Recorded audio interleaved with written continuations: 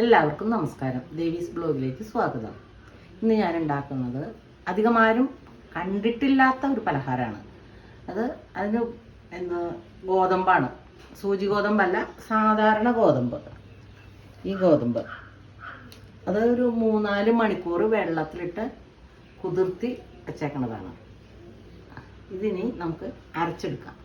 നമ്മൾ ഈ ഗോതമ്പ് അരയ്ക്കുമ്പോൾ വെണ്ണ മാതിരി അരയണ്ട, ഒന്ന് കടിക്കാനൊക്കെ ഉള്ള പാകത്തിൽ ഇത് അരച്ചെടുക്കണം. ഇത് കുതിർത്തിയതാണല്ലോ, അപ്പോൾ വേഗം അരഞ്ഞോളൂ. ഇത് അരയാൻ പാകത്തിന് കുറച്ച് വെള്ളം, ഈ പാകത്തിന് അരയണം. ഒന്ന് കടിക്കാനൊക്കെ ആയിട്ടുള്ള ഇത് വേണം. ഇത് പാത്രത്തിലേക്ക് ഇടാം.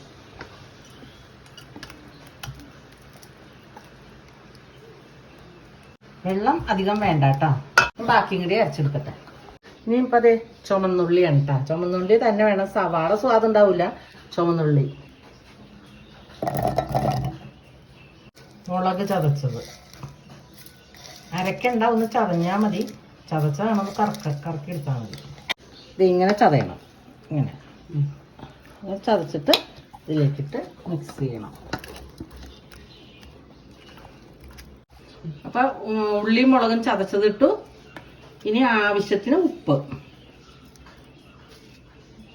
നോക്കിയിട്ടിടാം. എന്നിട്ട് ഇത് നല്ലോണം കൂട്ടി യോജിപ്പിക്കുക.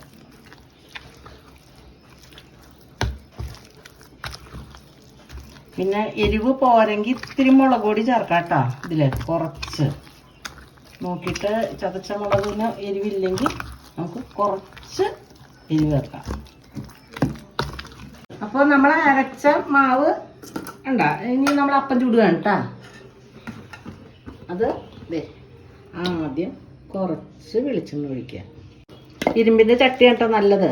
ഇരുമ്പിൻ്റെ ചട്ടി കൊണ്ട് നമ്മൾ വെച്ച് ഇത് കട്ടിയിൽ, തീരെ നൈസായിട്ടല്ല, എന്നാൽ ഭയങ്കര കട്ടിയും വേണ്ട. ഇങ്ങനെ കയ്യിലും കൊണ്ട് പരത്തി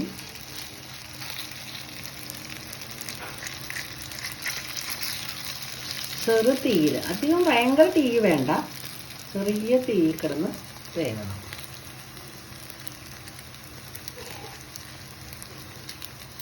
എൻ്റെ വീട്ടിലൊന്നും ഇങ്ങനെ ഉണ്ടാക്കാറില്ല. ഇവിടെ ചേന്നമംഗലത്ത് വന്നേ, പിന്നെ ചേന്നമംഗലത്താണ് എൻ്റെ കല്യാണം കഴിച്ചു കൊണ്ടതാണ്. അവിടെ ഉണ്ടാക്കുന്ന പലഹാരങ്ങളാണ് ഒരുപാടുണ്ട്. പണ്ടത്തെ പലഹാരങ്ങൾ ഞാൻ കഴിക്കാത്ത പല സാധനങ്ങളുണ്ട്. അപ്പം അത് നിങ്ങളെ ഒന്ന് പരിചയപ്പെടുത്താൻ നോക്കാണ്. എൻ്റെ വീട്ടിലൊന്നും അങ്ങനെ ഞാൻ കഴിച്ചിട്ടില്ല. ഇവിടെ വന്നപ്പോൾ ഞാനിങ്ങനെ നല്ല കഴിക്കാൻ നല്ല ടേസ്റ്റുമാണത്. എന്നാൽ നമ്മുടെ വീട്ടിൽ സ്ഥിരം ഉണ്ടാവുന്ന സാധനങ്ങളാണ്, അല്ലാതെ അതിന് വേണ്ടിയിട്ട് നമുക്ക് പുറത്തുനിന്നൊന്നും മേടിക്കണ്ട.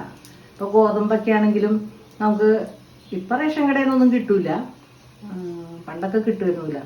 ഇപ്പം ഇത് ഞങ്ങൾ പുറത്ത് കടയിൽ നിന്ന് മേടിക്കണം. റേഷൻ കടയിൽ നിന്നൊന്നും ഗോതമ്പ് കിട്ടില്ല. റേഷൻ കടയിൽ നിന്ന് കിട്ടുന്ന ഗോതമ്പ് മേടിച്ചും ഉണ്ടാക്കാം. പിന്നെ ഇനിയുണ്ട് ഒരുപാട് ഇവിടുത്തെ ചേന്നമംഗലത്തുകാരുടെ പലഹാരങ്ങളാണെന്ന് എനിക്ക് തോന്നുന്നു. കാരണം ഞാൻ ഇത് വേറൊന്നും കഴിച്ചിട്ടില്ല. ഇപ്പം എൻ്റെ നാട്ടിലാണെങ്കിലും പല സ്ഥലത്തും പോയിട്ട് അവിടെ നിന്നും ഒന്നും കഴിച്ചിട്ടില്ല. ഇവരുടെ പലഹാരങ്ങളാണ്, നല്ല ടേസ്റ്റുമാണ്, നമുക്ക് വീട്ടിൽ പെട്ടെന്ന് ഉണ്ടാക്കാവുന്നതാണ്. അപ്പോൾ നിങ്ങളെല്ലാവരും ഇതൊന്ന് ട്രൈ ചെയ്ത് നോക്കണം കേട്ടോ. ഇനിയിപ്പോൾ ഇത് ഇത്രയും വെന്തിട്ടുണ്ട്. ഇനി ഇത് പതുക്കെ നമുക്ക് മറച്ചിടാം.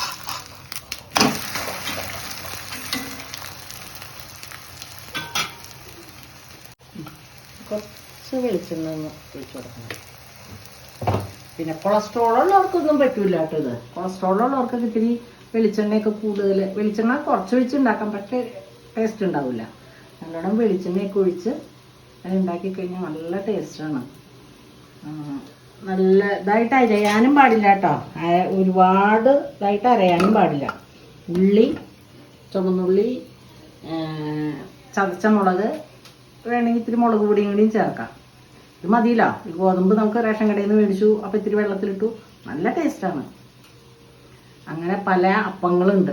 ചേന്നമംഗലത്തുകാരുടെ അപ്പങ്ങൾ തന്നെ പല ടൈപ്പ് ഉണ്ട്. ഈ ഗോതമ്പ് പൊടി വെച്ചുള്ളത്, അതൊക്കെ ഞാൻ വഴിയെ കാണിച്ചു തരാം നിങ്ങൾക്ക് കേട്ടോ. നല്ല ടേസ്റ്റുമാണ് കഴിക്കാനായിട്ട്.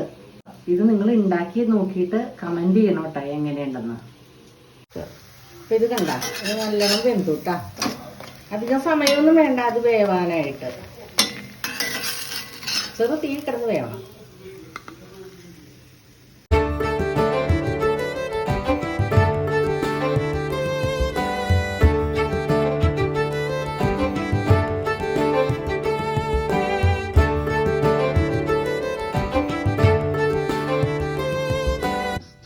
അപ്പോൾ നമ്മുടെ അപ്പം റെഡി ആയിട്ടുണ്ട്.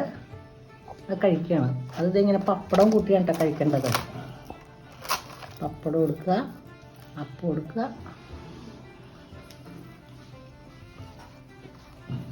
നല്ല ടേസ്റ്റാണ്.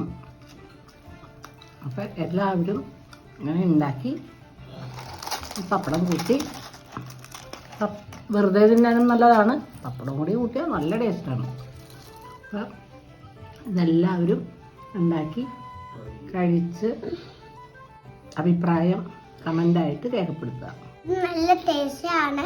ഇതെല്ലാവരും കഴിച്ചു നോക്കണം. ഷെയർ ചെയ്യുക, കമൻറ്റ് ചെയ്യുക, സബ്സ്ക്രൈബ് ചെയ്യുക.